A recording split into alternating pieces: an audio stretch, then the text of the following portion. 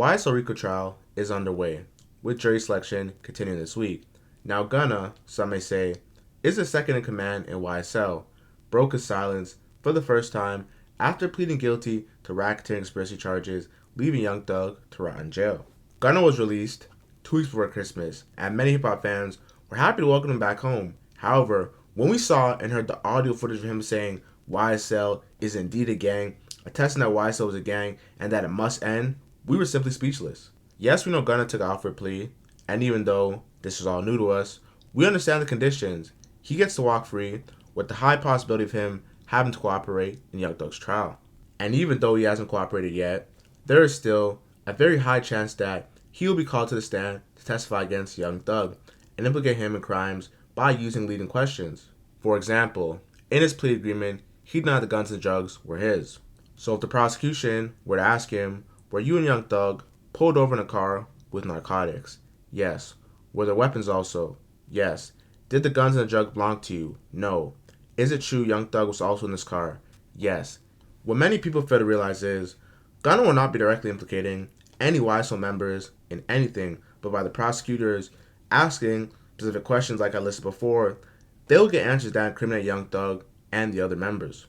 Now Gunna broke his silence on Instagram for the first time, saying this: niggas acting like they're switching to a side, but it's only one side. Hashtag YSL the label, hashtag free Thug and Yak Gotti, Gunna back.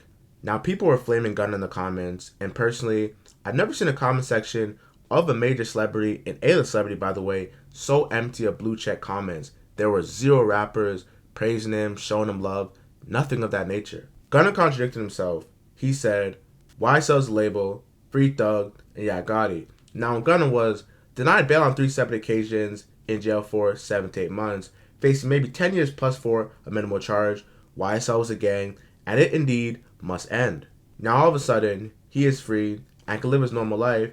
He goes back to putting on a front. Now when 6ix9ine snitched, there was no video footage. We saw a few pictures from court, but it was simply only court transcripts. But when Gunna took a plea deal, the prosecution made the video look like he was a snitch, so he could get pressure from both sides. It's like, if I don't say a word and let them indict me on something I may or may not have done, I lose my own freedom for God knows how long. But if I plead guilty to regain my freedom, if they look at video of my plea agreement, I didn't stick to the code or keep it solid, essentially a snitch, even though I made the decision that was best for me at the time. Now 6ix9ine, of course, couldn't wait to put his 2 cents on this situation. In court, you said it was a gang. Here on IG, you say the label. LOL, you can't make this shit up. Now when 6ix9ine told nobody was cool with him. He was getting dissed on platinum songs like Laugh Now, Cry Later with Drake and Lil Durk. His hip-hop career was dead. He couldn't do no shows in America, and the way hip-hop is rooted in black culture and how, police brutality and how they never cared about black people, it's like, how could you go run and tell the same people who were killing us? And that's a lot of times why people can't deal with snitches, because these police don't care about us, and now that you go and work with them because stuff don't go your way.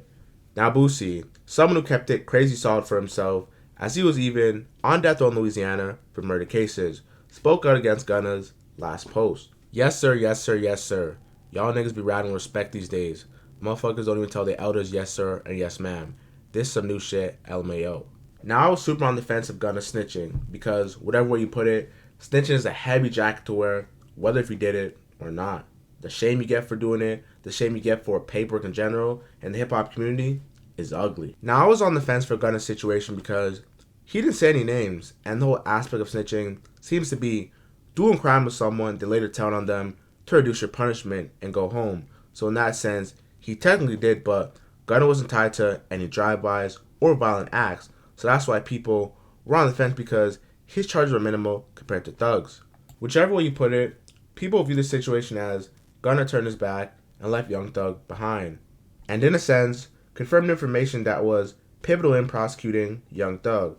Now Lil Got It, Lil Key's brother, was going at Gunna after he made the post, saying, niggas need to stop that cap, and then had posts later saying, fans and blogs made something out of none, not stun none of these niggas, literally y'all want to know what's going on so bad, like relax. Honestly, Gunna's least of Thug's problems for this trial. The real problem is fighting the lyrics that's being used against Thug, and finding people who wanted to vote the next 3 to 6 months of their life as a juror for a state RICO charge. I hope Thug gets a balanced juror with different minorities in the jury pool, because if it's middle-class white people as a juror, Thug is cooked. Also, there are people attesting Young Thug gave them money to lay low. People spoke to him after committing certain crimes, also getting plea deals. It's a tough spot, any way you put it. Everyone is a lion until they're in the jungle. This trial is a matter of living life and living death. Because if he beats this case, he'll go back to living life normally. However, if he loses this case, he'll face around 20 to 30 years, basically staying alive. However, his life is dead. People taking 30-year probations, baby mamas telling boyfriends to snitch on Thug, even though while they run together, she was probably taking pride in saying that her boyfriend is hanging out with the biggest rapper in Atlanta. However, when things go crash landing, people got to save themselves. We got people showing a real test of their loyalty, and it's looking tough.